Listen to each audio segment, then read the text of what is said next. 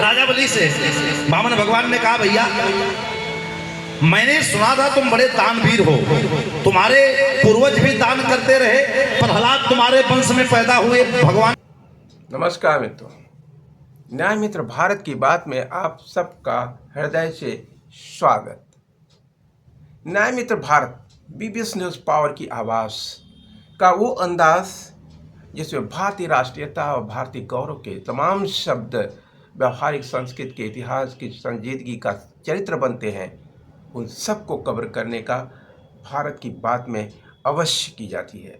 न्याय मित्र भारत की बात का एक पहलू कल शाम जब मातृ शक्ति का स्वरूप लिए भारतीय मातृत्व का गौरव धारण किए हुए माता गंगा के उस पावन पर्व, उस पल का जब उन्हें राष्ट्रीय नदी होने का गौरव प्राप्त हुआ, उसी पर आयोजित एक कार्यक्रम भंवरनाथ आजमगढ़ महादेव के मंदिर के प्रांगण में, जिसके मुख्य अतिथि भारतीय न्यायिक और प्रशासनिक व्यवस्था के चगमगाते सितारे के रूप में आजमगढ़ की सरजमी पर कोई एडीएम एफआर के रूप में अपनी पहचान बनाया। तमाम दो चार गिने चुने तमाम डीएम और एडीएम बहुत सारे आए, लेकिन किसी की कोई पहचान आजमगढ़ की धरा ने नोटिस नहीं किया। लेकिन पहली बार आजमगढ़ की धरा पर किसी एडीएम एफआर के रूप में नाम लिखा जा रहा है और उसके इतिहास को, उसके इस आजमगढ़ की धरा के बच्चे और तमाम विशेषज्ञ उस व्यक्ति और उसके व्यक्तित्व को बतौर ऐतिहासिक चरित्र के रूप में नोटिस कर रहे हैं, तो एडीएम एफआर आज़ाद भगत सिंह की कार्यकुशलता ही है, उनकी सामाजिक संलग्नता है, एक प्रशासनिक व्यक्तित्व के रूप में जो पूरे आजमगढ़ के प्रशासनिक चरित्र के इतिहास में एक गौरवान्वित पल के रूप में है। और इसी पल को पूर्णवत्ता प्रदान करने के लिए एडीएम एफआर भंवरनाथ मंदिर शाम के लगभग 5:30 बजे के करीब पहुंचते हैं और उस दीपांजलि के माध्यम से कार्यक्रम का प्रारंभ कराते हैं और उसके बाद उनके कुछ खास मुखारबिंदु इस पावन पर्व के शुभ अवसर पर और बीजेपी के जिला अध्यक्ष व अन्य गणमान्य सदस्य, जिनकी संख्या बहुत ज़्यादा नहीं थी, लेकिन गुणवत्ता के आधार पर जो भी लोग थे वो सब सम्माननीय लोग थे, उनकी उपस्थिति में भंवरनाथ का मंदिर उस पल का साक्षी बना। माता गंगा को राष्ट्रीय नदी होने का जो गौरवान्वित पल मिला था, बहुत समय से, बहुत देरी से मिला, मगर मिला। उसी चीज़ को अनुप्राणित करने, जन जन तक की आवाज़ पहुंचाने की कोशिश का ये कार्यक्रम, एक संवेदना गंगा के प्रति कि गंगा स्वच्छ रहे। गंगा सिर्फ गंगा नदी नहीं, लेकिन भारतीय संस्कृति की आभा मंडल है, भारतीय संस्कृति की पहचान है, भारतीय संस्कृति का एक आईना है जो गंगा के किनारों से निकलता है, गंगा की उस पावन धारा से निकलता है, उसकी धारा से निकलता है, उसकी पवित्रता से निकलता है, जो पूरे भारत को पवित्रता की संकल्प दिलाता है। आइए उसके कुछ खास बिंदु आज़ाद भगत सिंह से भी मिलते हैं और उसके संचालकों से भी मिलते हैं। क्या हो रहा है वहाँ पर? जनपद के लोकप्रिय अपर जिलाधिकारी महोदय, जिनको आजमगढ़ के लोग अधिकारी के रूप में कम, बल्कि समझ में नहीं आता है कि किस रूप में देखा जाए। जितने भी सांस्कृतिक कार्यक्रम आजमगढ़ में होते हैं, सब इन्हीं की देखरेख में होता है और आजमगढ़ के लोग इन्हें को इतना मोहब्बत भी करते हैं। हमारे वन विभाग के अधिकारी महोदय जीडी उपाध्याय जी, भारतीय जनता पार्टी के नेता जिला कार्यसमिति सदस्य भाई पंकज सिंह जी, जनपद के वरिष्ठ पत्रकार राजू जी और भी यहाँ उपस्थित तमाम सम्मानित साथियों, अभी राजेश जी बगल में खड़े हैं। ये आप लोगों को ठीक से अपना भजन संध्या का कार्यक्रम प्रस्तुत करेंगे और इनकी सुरीली आवाज़ के बीच में मैं कोई बाधा नहीं बनूँ, क्योंकि इनकी पूरी टीम है, पूरा साजबाज है। ठीक से आप सबका मनोरंजन भी करेंगे और मंदिर के प्रांगण में आप सबको भक्तिमय वातावरण में भी ले जाएंगे। लेकिन इसी से जुड़ा यह कार्यक्रम है मोक्षदायिनी गंगा, जो भारत की जीवन रेखा है और भारत की नहीं पूरी दुनिया के पवित्र नदियों में से एक है। बीच के कालखंडों में हमारी गलतियों से माँ गंगा प्रदूषित हुई, इसमें कोई दो राय नहीं। ये मैं किसी की शिकायत, किसी की आलोचना करने के लिए नहीं, बल्कि हम सब की गलतियों के नाते माँ गंगा प्रदूषित हुई। परिणाम स्वरूप अनेकों बार इसके भयावह दुष्परिणाम भी हम सब ने देखा। आज एक के दिन पतित पावनी गंगा को राष्ट्रीय नदी के रूप में घोषित किया गया था। आज उसी उपलक्ष्य में हम सभी लोग यहाँ इकट्ठे हैं। इस अवसर पर मैं आप सबका स्वागत करते हुए, अभिनंदन करते हुए आप सबसे आग्रह, जो एडीएम साहब भी आग्रह कर रहे थे, कि हम सबका कर्तव्य है, क्योंकि गंगा मात्र एक नदी नहीं, ये भारत की जीवन रेखा है। उसको कैसे हम पवित्र रख सकते हैं, शुद्ध रख सकते हैं, क्योंकि गंगा ही मेरी समझ से दुनिया की ऐसी नदी है जिसका पानी हम लोग अपने घरों में ले आकर के छिड़कते हैं, पूजा पाठ करते हैं। मिशन की तरफ इनको भी जोड़ते हुए सनातन धर्म का हमारे गुरुदेव माननीय प्रधानमंत्री जी ने चार्टर्ड ट्रेन से गुरुदेव को खुलवाया। गुरुदेव ने 376 प्रमाण सुप्रीम कोर्ट में दिया और जब माननीय न्यायाधीश महोदय ने कहा कि आपको तो भौतिक नेत्रों से दिखाई नहीं देता, कैसे आप जान बता सकते हैं? गुरुदेव ने जो दोहावली का दोहा पढ़ा, जब उसका मापन किया गया तो वो गर्भगृह वहीं आया जहां गुरुदेव ने बताया, मान लिया गया। और सुप्रीम कोर्ट के फैसले में जो राम जन्मभूमि का फैसला आया, 133 बार गुरुदेव के नाम को कोट किया गया। तो हमारे गुरुदेव, जिनके पास भौतिक नेत्र नहीं है लेकिन 200 से ज्यादा ग्रंथ लिखा है और 24 भाषा में प्रवचन करते हैं, तो निश्चित रूप से जो मैं बोलता हूं हमारे गुरुदेव भगवान का आशीर्वाद और प्रसाद है। उनकी कृपा और आशीर्वाद से मैं भी 18 पुराण पे कथा करता हूं। ये सब आप लोगों का स्नेह है। आइए, हाथ के कई अर्थ होते हैं। जैसे गंगा शब्द, गंगा का अर्थ होता है, पद्म पुराण में कहा गया, गंगे तो दर्शनात् मुक्ति। गंगा जी का केवल दर्शन कर लेने से व्यक्ति मुक्त हो जाता है। यहाँ नहीं, हमारे यहाँ देवी भागवत में लिखा गया है कि 400 कोस दूर से कोई गंगा जी का ध्यान करके केवल गंगे गंगे सुबह कह दे तो उसे गंगा स्नान का फल मिल जाता है। पूछा गया तो कहा और नहीं, एक और नियम शास्त्र में है कि आपके पास गंगा जल नहीं है तो इस अंगूठा को कुशा की मुद्रा बनाओ और आकाश की ओर, सामान्य जल की ओर ऐसी कल्पना कर लो कि गंगा जी हमारे इस बाल्टी में आ रही हैं। ऐसा कल्पना करके आप अंगूठा डाल दो तो गंगा जल के तुल्य वो जल होता है। एक प्रायः लोग गलती करते हैं कि जल में गंगा जल मिला देते हैं, ऐसा नहीं करना चाहिए, क्योंकि बड़े के पास छोटा जाके मिलता है।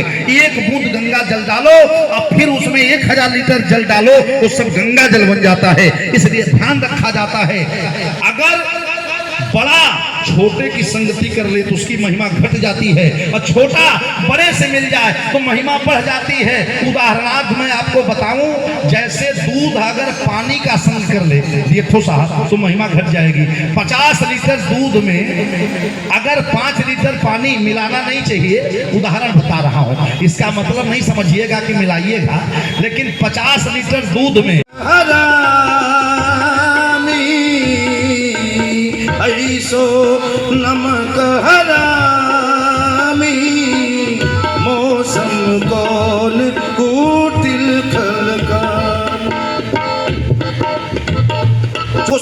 सूर बाबा ने कहा कि जो परमात्मा ने हमको इतना सुंदर शरीर दिया है, उसके प्रति कृतज्ञता न ज्ञापित करें तो निश्चित रूप से हम अपने मार्ग से भटक रहे हैं। चर्चा आती है कि माँ गंगा आई कैसे। तो एक बार की कथा हमारे पुराणकार व्यास भगवान कहते हैं कि एक बार महाराज दुर्वासा भगवान नारायण का दर्शन करने गए और जब गुरु दक्षिणा में तो मैं तीनों लोगों का राज्य चाहता हूं और तीनों लोगों का राज्य तो राक्षसों के पास है और उस राज्य का जो राजा है उस राज्य का राजा है राजा बलि। राजा बलि उस राज्य का राजा बन गया। कहा तम बटुम्बा मनम दृष्ट्वा मोदमाना महर्षय।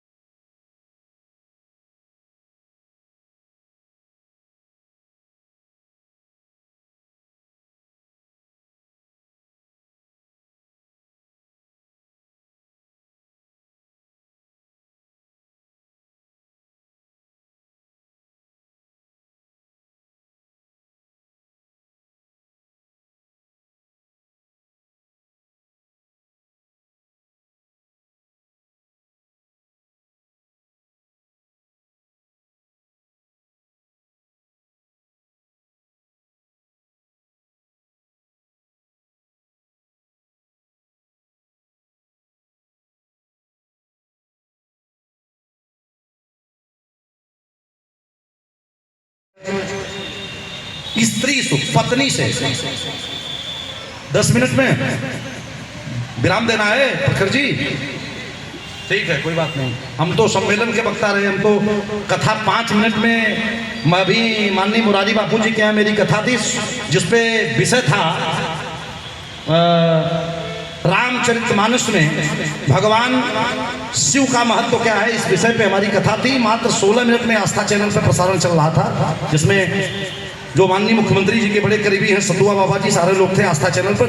8 अगस्त की बात है तो मैं तो 5 मिनट में भी अपनी बात पूरी करता हूँ। 10 मिनट तो बहुत है, मैं 3 मिनट से लेकर 4 घंटा तक बोलता हूँ और वो सब सारी बात हमारी आ जाएगी। चलिए घड़ी से 9 मिनट लगेगा। तो जैसे वामन भगवान आए तम तुम वामनम दृष्टा मोदमाना महर्षय। शास्त्र कहता है कि कुछ स्थानों पर हमारे माननीय एडीएम साहब जो उपस्थित हैं बहुत बहुत धन्यवाद, मंगल कामना। शास्त्र का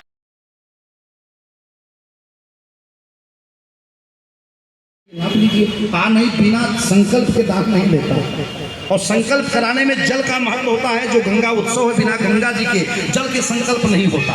और जब उन्होंने हाथ में लिया तो जो जल पात्र था उसमें शुक्राचार्य जी जाके बैठ गए, कहे जल गिरने नहीं दूंगा, संकल्प नहीं होगा। और जब संकल्प नहीं होगा मुहूर्त बीत जाएगा तो हम चेला को दान देने से बचा लेंगे। भगवान ने कहा वो राजा बलि से कहा लगता है तूने बर्तन की ठीक से सफाई नहीं किया, थोड़ा हमको देना, ये छिद्र में कुछ रुका हुआ है। शुक्राचार्य जी एक आंख दबा के देख रहे थे। कुसा जो होता है उसकी जड़ बड़ी कठोर होती है, नुकीली होती है। उसको लिया और झटके से जब मारा तो एक आंख से देख रहे थे शुक्राचार्य जी और जैसे कुश का अग्रभाग लगा एक नेत्र फूट गया। भगवान ने कहा कि आदमी के पास 2 नेत्र होता है, ज्ञान का नेत्र, दूसरा वैराग्य का नेत्र। ज्ञान का नेत्र तो शुक्राचार्य जी आपका बढ़िया था कि आपने हमको एक नजर में पहचाना कि मैं कौन हूँ। वैराग्य के नेत्र में मोतिया बिंद हो गया। सो ऑपरेशन आवश्यक था हुआ। भगवान ने 3 चरण में सब पूरी भूमि नाप लिया और जब जब जब पहला चरण बढ़ाया तो आकाश, दूसरे में पाताल, 2 लोगों ने जो नाम लिया। तीसरा चरण जब भगवान ने बढ़ाया तो ब्रह्मा जी ने देखा भगवान का जब चरण आया तो भगवान के चरण का प्रक्षालन किया और जैसे प्रक्षालन किया सहस्त्र शिखा पुरुष सहस्राक्ष सहस्रपाद सभम मधुम सर्वस्वतः सांगुलम, जैसे चरण का प्रक्षालन किया कमंडल में रखा, वही कमंडल में गंगा जी का प्रादुर्भाव हुआ। बोलिए गंगा महारानी की। और जैसे भगवान लेकर के आए, मात्र 4 मिनट बचा है, लेकर के गंगा जी को कमंडल में रख लिया और जब तीनों चरण में सब राज्य ले लिया, भगवान ने नाप लिया, लेकर के बृहस्पति देव को ला करके दिए और यज्ञ संपन्न हुआ। जब संपन्न हुआ, संपन्न होने के बाद भगवान ने राजा बलि को वचन दिया कि मैं संपन्न होने के बाद तेरा राज्य वापस करूंगा। भगवान को लगा कि मैंने राजा बलि से तो राज्य लिया था, अगर इसका राज्य इसी को वापस करूंगा तो मैंने अपना क्या दिया। राजा बलि से कहा देखो तेरा राज्य तुमको वापस करने में हमको संकोच हो रहा है, कुछ अलग से मांगो। बोले प्रभु अगर देना है तो जिस रूप में हमारे द्वार पर आप मांगने आए थे, जब मैं कहीं जाऊं और कहीं से आऊं तो आपके रूप का, इसी रूप का दर्शन होता रहे। भगवान ने कहा जाओ ऐसा ही है, ऐसा ही होगा।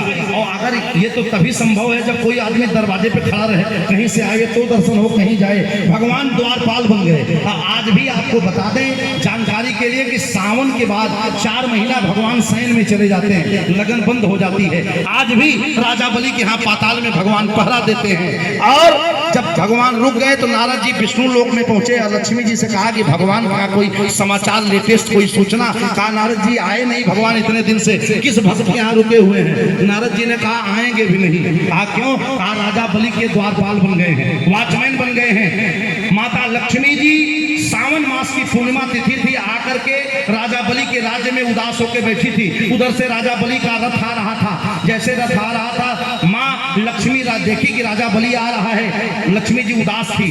राजा बलि का रथ रुका, मेरे राज्य में कोई देवी उदास क्यों है?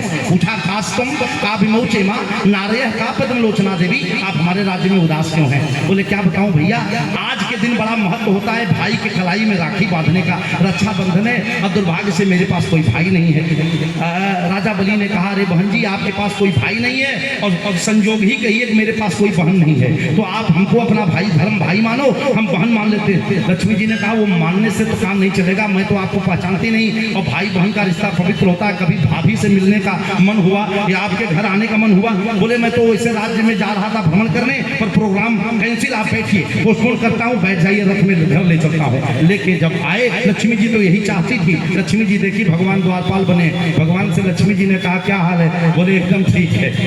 गए लक्ष्मी जी सबसे परिचय कराया राजा बलि ने अपनी पत्नी से, और इसके बाद कहा कि बहन जी अब क्या है आपको दे दो, पहली बार हमारे घर आई हो। लक्ष्मी जी ने कहा भाई अपने घर भी किसी चीज की कमी नहीं, जैसे आपके घर सब कुछ है, सब भरा है। मैं सोचती हूँ कुछ ऐसी आपसे कुछ ऐसी वस्तु मांगो जो मेरे पास ना हो। बोले बहन जी पूरा घर आपका है, घूम के देख लीजिए जो हो। लक्ष्मी जी 2-4 मिनट घूम के आई, बोली सब कुछ तो है, इस समय मेरे पास कोई द्वारपाल नहीं। ये जो द्वारपाल लाए हैं अगर इसी को आप दे देते। तो राजा बलि ने कहा कि आपको मैंने वचन दिया था कि जो मांगेंगे सो दे दूंगा। दे तो दिया, ला के हाथ भगवान का हाथ लक्ष्मी जी के हाथ में दिया और चरणों पे गिर पे बोला कि वैसे एक बात बताऊं, आप दोनों पति पत्नी एक नंबर के ठगी हो, लेकिन मैं भी कम चालाक नहीं हूँ। पूरी दुनिया या तो नारायण से मांगती है या तो लक्ष्मी माई आपसे मांगती है। मैं भी आज सौभाग्यशाली हो गया कि नारायण ने आए मेरे द्वार पर, तो मैंने 3 लोगों का राज्य दे दिया, और आप आई तो आपको नारायण का दान कर रहा हूँ। भगवान ने कहा रे हम तुमने वचन दिए हैं तेरे यहाँ द्वारपाल बनने का। बोले अब आप हमारे रिश्तेदार बन गए, इच्छा करे तो कृतार्थ करना, नहीं तो बाध्यता नहीं है। राजा बलि को भगवान ने कृतार्थ किया। वही गंगा जी का जल आया है। देवी भागवत के अनुसार भगवान कृष्ण और राधा जी ही गंगा जी बन गई हैं। बड़ी कथा है। शब्द आशीर्वाद दे दें और गंगा मैया की स्वच्छता की तरफ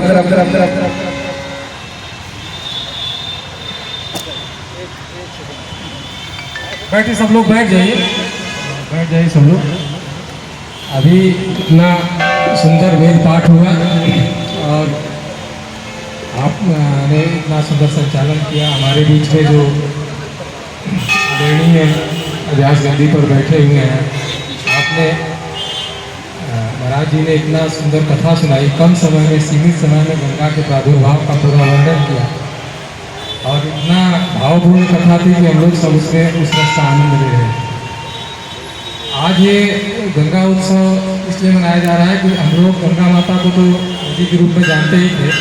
4 नवंबर 2008 को गंगा को राष्ट्रीय नदी का दर्जा दिया गया। जितनी गंगा के बारे में भी आपने वर्णन किया कि गंगे तो दर्शनार्थ मुक्ति, और गंगा के बारे में जितनी चीज़ें बताई, लेकिन अब धीरे धीरे गंगा में जो मलिनता आ गई, गंगा जल प्रदूषित हो गया, उसके लिए जागरूकता पैदा करने के लिए, बचाने के लिए, जीवन को बचाने के लिए इस तरह के कार्यक्रम कराए जा रहे हैं, और लोगों का आह्वान किया जा रहा है कि सब लोग जल को संरक्षित करें, गंगा नदी को पवित्र बनाए रखें, नदियों में उबरा करकट या कोई प्रदूषित चीज न डालें, मैला न डालें। ऐसे लगे आज दो शब्द आशीर्वाद दे दें और गंगा मैया की स्वच्छता की तरफ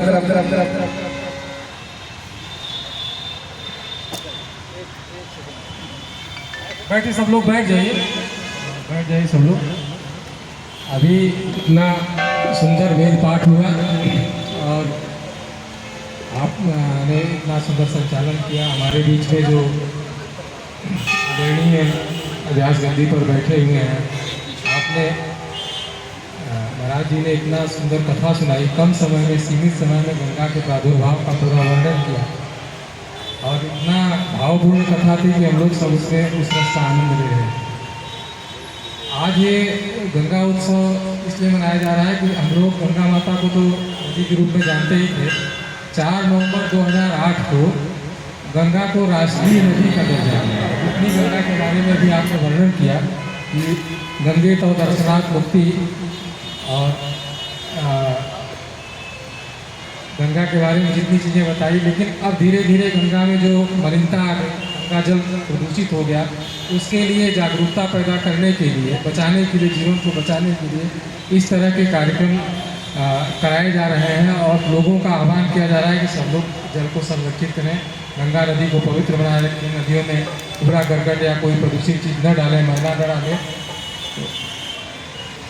तभी हम उसके मूल स्वरूप में आ सकते हैं। हमारा जल फिर पेय हो जाएगा। पहले तो गंगा जल हम लोग सब जानते हैं कि रखा रहता था और लोग उसको कभी भी आचमन के लिए उपयोग करते थे, लेकिन आज जब किसी भी नदी किसी भी शहर में जाएंगे, नदी के किनारे जाएंगे, तो आपको आचमन करने के बारे में जब भाव होगा तब भी आपको सोचना पड़ेगा कि स्नान कर सकते हैं कि नहीं कर सकते हैं। चिंता यही है और आप सभी जितने लोग हैं, आप सब लोग उस चिंता से प्रभावित हुए हैं और इस पे आगे चल करके अपने श्रोताओं के माध्यम से आप और जागरूकता करेंगे। आज के इस कार्यक्रम में मैंने मुख्य अतिथि स्वरूप आज के जिलाधिकारी, वैसे हमारे पर जिलाधिकारी हैं ही, आज के वर्तमान प्रभारी जिलाधिकारी भी हैं और व्यक्तिगत रूप से मैं समझता हूं कि ऐसे कार्यक्रम के लिए आपसे उपयुक्त कोई दूसरा व्यक्ति या दूसरा अधिकारी नहीं हो सकता, जो संगीत को भी प्रमोट करता है और धर्म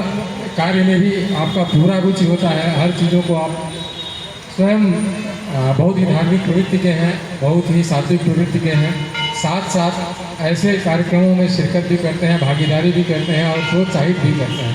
मैं आपका बहुत कम समय मंच वालों का ले रहा हूँ, केवल स्वागत और अभिनंदन करने के लिए ही मैं खुद अपने को रोक नहीं पाया। मैं हार्दिक स्वागत करता हूँ आपका, अभिनंदन करता हूँ और मैं आह्वान भी करता हूँ कि 2 मिनट के लिए आपका संबोधन हो जाए और जिससे कि भजन संध्या की शुरुआत भी हम लोग करें।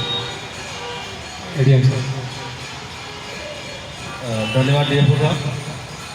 मेरा सादर प्रणाम महाराज जी को, उनकी पूरी टीम को और हमारे जितने भी बटुक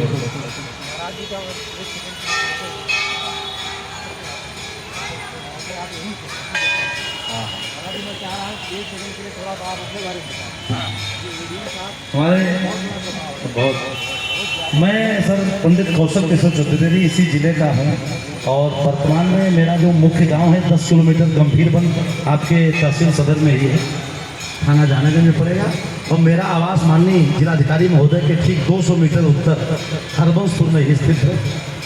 मैं राम कथा, भागवत कथा के साथ साथ मैं ज्योतिषाचार्य हूँ।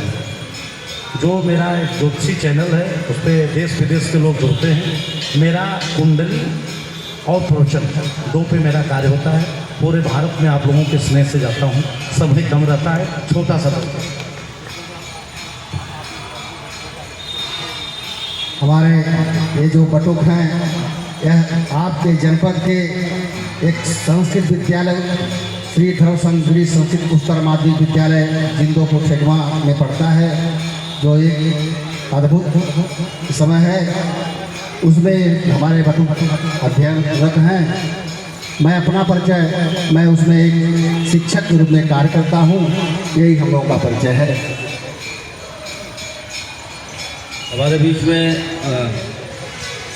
जनपद आजमगढ़ के हमारे बहुत ही लोकप्रिय और सम्मानित अध्यक्ष जी भारतीय जनता पार्टी पधारे हैं। मैं डीएफओ साहब से कहूँगा कि आप उनका माल्यार्पण करके सम्मानित करें।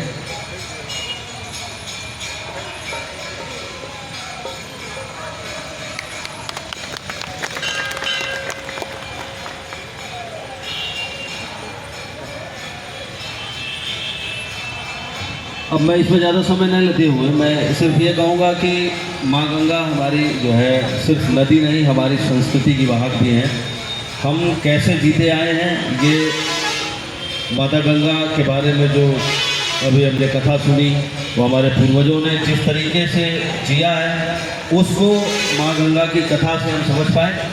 हमारा ये दायित्व है, आज की जनरेशन का ये दायित्व है कि हम उस जो उज्ज्वल कथा है उसको हम बनाए रखें, अक्षुण बनाए रखें। जैसा भी डीएफओ साहब ने कहा कि हमारी नैतिक जिम्मेदारी है कि पतित पावन इस गंगा नदी को, माँ गंगा को हमारी दायित्व है कि हम उसको साफ सुथरा रखें और किसी प्रकार का उसमें प्रदूषण ना करें। ये मैसेज हम अपने जनपद आजमगढ़ के एक एक व्यक्ति तक पहुँचाना चाहते हैं कि नदी हमारे जीवन की जीवन रेखा जैसी भूमिका निभाती हैं और ये हमारा दायित्व है कि यदि हम अपने आने वाली जनरेशन्स को कुछ देना चाहते हैं तो उसमें सबसे पहला काम हमारा होगा कि हम नदी की रक्षा करें और उनको जिस तरीके से अपनी माँ के रूप में हम उनको सम्मान देते हैं उसी तरीके से हम आचरण भी करें। धन्यवाद। जय हिंद, जय भारत।